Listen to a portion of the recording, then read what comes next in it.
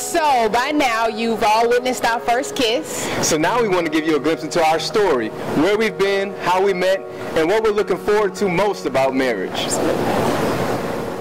Little known history fact, I was actually born Jason Julius Caffey in a small suburb called The Grange right outside of Chicago. I grew up with my grandma, my 3 aunts, and my mom all in one house. Turn to your neighbor and say one house. We grew up in a small 2-flat house, 2 bedrooms, 1 bathroom.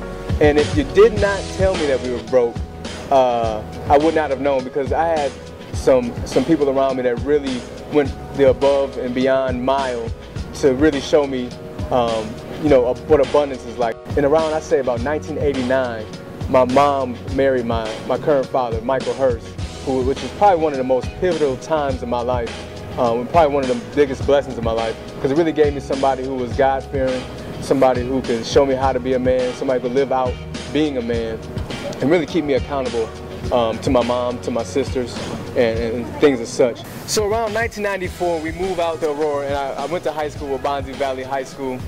Didn't have the best years in high school, but by the grace of God, I was able to get into Florida A&M University down in Tallahassee, Florida, and really spent a lot of time, not only scholastically and in my books, had to balance it out with the party life. Was huge into the party scene. Ended up being a heavy drinker, ended up being a heavy smoker, but really got me to a place where I needed God and wanted God. So after college, I ended up getting a job on Wall Street. Spent my first year after college living in New York. And again, the party life just continued to spiral out of control. The alcohol continued to spiral out of control. The women spiraled out of control, because we had, you know, just a tough time dealing with work and the party life. Ended up moving down to Gainesville to do pharmaceutical sales with Pfizer, which was an awesome time. Ended up starting a very fruitful business. Purchased 2 homes while I was here, again, young, having a lot of money, being able to make a lot of decisions on my own. Some decisions I would turn to regret, but it turned out years later to find out that this was my set place, because I ended up finding a small church called Spirit of Faith Christian Center, and that's where life really took a turn. My story is really a story of redemption and reconciliation. I know that when you find God, people think there's going to be a whole big elusive experience that you'll never be able to live down, and that, you know, the glory of God is just going to show up. But actually mine did quite the opposite. When I found God and really got back into the church, I ended up losing both of my homes. I had a business that had been prospering with 18 employees. I was clearing about $100,000 a year. Ended up losing all of that. Lost the homes, lost my business, and really was trying to figure out what a fruitful life in God could be if I had found Him and nothing was panning out. To take it even further, I ended up having a child out of wedlock. So all these things were culminating to me questioning my faith, questioning who God was in my life, and questioning if this life with God really is one that's really fruitful. But lo and behold, God always shows up. Because around about 2010, I ended up finding Edwina.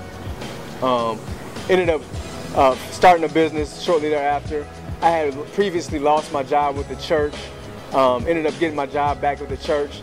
So now I'm to a place where I found the woman of my dreams. Ended up finding my way back into a house, because she owns a home, and we're actually looking for a second home to be able to rent hers out. And now my business is prospering. I'm back at the church. I have a family life with a mother that really loves Josiah, in addition to his mother. And I'm at a place where God is really restoring me. And if I could say anything that people could take away from my life, is that do not give up on God. Do not give up on His plan for your life. If He tells you something, believe it, because it shall come to pass. Born on a beautiful Sunday morning, May 30, 1982, Edwina Rochelle Anthony to the wonderful Marguerite Anthony, who is my very best friend. About 1 year into the picture, I was adopted by my gifts from God, Earl Johnson and Virginia Johnson at the time. Like Jason, really didn't know that really wasn't as rich as I thought I was. We lived in Bel Air Hills Estates. I have a sister, Shawana, and I have a brother, Edward. I also have 3 sisters, Mary, Julie, and Nicole. and recently got reunited with my biological sister, Shamika, on my father's side. High school, I went to Richmond Academy. At Richmond, I played basketball. I was also in student government. Just really did very well in high school. Got a lot of scholarships, scholastic and athletic. Athletic is what I chose. Went to the University of Montevallo on a 4-year ride playing basketball. That was the sport that I loved. I really drew a lot of people around me. I also had the opportunity to just travel the world playing basketball. I made the dean's list, president's list, but it was also a time in my life where I was exposed to a different type of relationships. That's when I delved into the homosexual lifestyle. I found myself dating women. I was also dating guys at the time, but really just knew the entire time that it was not God's best for me. So again, I just really started to develop that relationship with God. Not anything religious. I had gotten and broken free of the religious sector of things, and I really was just crying out for a relationship with God. And through that relationship, He allowed me to be seen by Jason. So having him in my life is probably one of the best things. He's shown me how a man should love a woman, that I am worthy of a man's love. Through that relationship with God, it's an abundance of joy, peace, happiness, and I know it came from just my obedience and that relationship with Christ. So when Edwina met Jason, actually we met in what, 2008-ish? Yeah, by the time that the church was still in the hotel. Yeah, we kind of hung together in mutual friendships, corner circles, and he was always at my house eating, pretty much. Pretty much, because that's what I do. But we never really thought romantically about each other. I always thought she was a cool person. When she bought her house back in, what was that, 2009? I was like, okay. Yeah, I was like, okay. She bought her business. I was balling. Yeah, she was always somebody I respected. I don't know how you felt about me. You probably was talking about me. It's not true. Well, kind of, sort of. Right. I did think that Jason was a really cool person. Again, I could back what he's saying up. Never thought about him in a romantic manner, but I did respect him. He was always somebody that was in the forefront of the ministry when it became about money or just leading people with their finances. He was a really cool guy, funny. Knew he was going to always have a good time when Jason was around. Class clown, pretty much. So around about 2010, I was just getting out of a relationship, and a mutual friend of ours came and approached both of us, unbeknownst to us. Yeah. Approached both of us individually and asked what we thought about the other person. When the mutual friend came to me, he was like, so what do you think about Jason? And I was like, let me think about it. If we talk about the same Jason, let me get the piece of God on it. Right. So a couple weeks later, I went back to him and was like, okay, it's okay if you say something to him. So I guess that's when the individual approached you. Yeah, he said, he came to me. I was actually leaving his house, and he stopped me to come back and said, what you think about doing it? I was like, she cool, but she's kind of tomboyish. I can't really, let me get back to you on that. But I thought about it, and all the core stuff that I really was looking for in a woman was in her, and I'm sure all the stuff that I had seen from afar had some stuff in the unseen arenas that I can probably dig. So I decided to try to work out with her. Try to, sneak my way in. Right. So we decided to do the insanity workout, which is pretty hot back then. She was into working out at that time. Insane idea. Yeah, it was basically insane. It was an insane way to meet the girl that I would spend the rest of my life with. That ended up curtailing into our first date, which is at P.F. Chang's in Jacksonville, her favorite restaurant. Absolutely. So her brother knew the way to her heart from the beginning. But after that, the rest became history. And we've been elevating ever since. So why did we make the decision to be pure? Number one, I know for me, just the good teaching that I've gotten at Spirit of Faith. My pastor got up a while back and was just sharing a story about two of his friends that had their first kiss at the altar, and I was like, at the altar? Who would wait that long? But then I thought about it, and he explained it well. When the pastor gets up and says, you may now kiss your bride, there's some connotation there that means you shouldn't have kissed her before. Right. So definitely good teaching from our pastor, and really just how to be pure and walk in wholeness in your singlehood. Number two, really wanted to honor God with our relationship.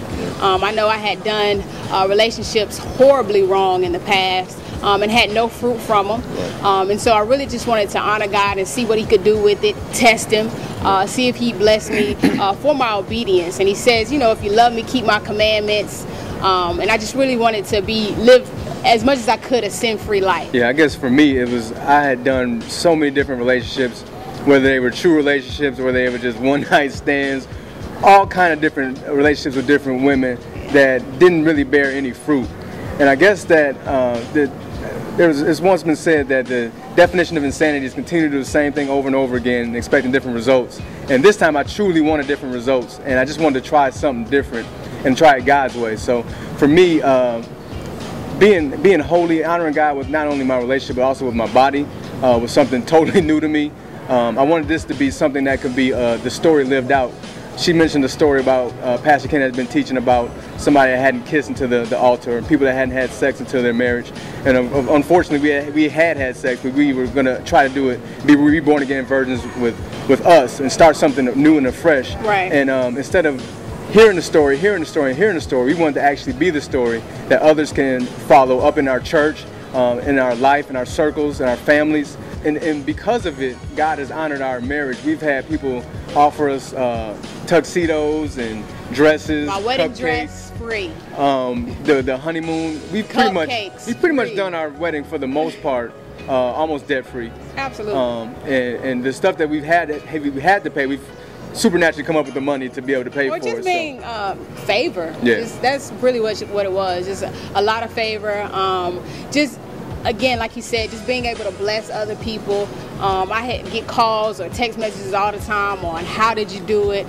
Can you give me some tools or ways that you guys have been able to date consistently and be pure and holy before God?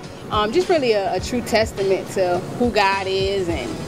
And we're not saying this to say that it's going to be easy, but it's more of a testament to God's power. What I'm looking forward to most about marriage is marrying my best friend, being able to come home to her, being able to raise children together, raising Josiah, raising any other kids that God bless us with, raising even our God kids, which we've learned to do over the past couple of weeks. Absolutely. Looking forward to serving God together, working in the ministry together, helping the ministry grow. Being a ministry tool to our families, being a ministry tool to our friends, being able to counsel others in their premarital state and even in their postmarital state as time progresses.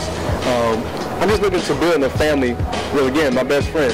He is so spiritual and I love him. But really what I'm looking forward to most is just some sex. I did leave that out. A minor but a major. Right.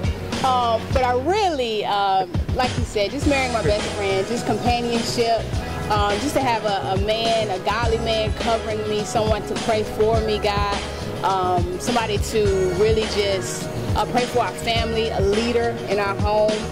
As women, we really want security, and I'm happy that Jason can provide that for us and our family financially, physically. This is a big old beefcake of a man.